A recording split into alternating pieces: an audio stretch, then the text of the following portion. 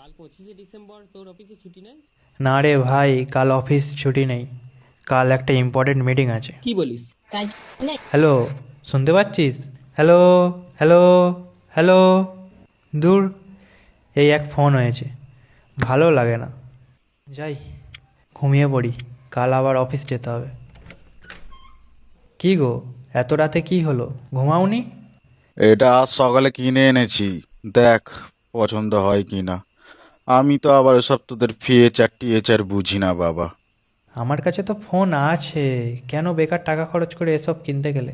শোন, তোর বাবা এখনো বেঁচে আছে, আর চাকরি করিস বলে কি তুই বাবা হয়ে গেছিস? বাবা হওয়া অতটা সহজ না। অনেক রাত হয়েছে, যা ঘুমিয়ে পড়ে এবার।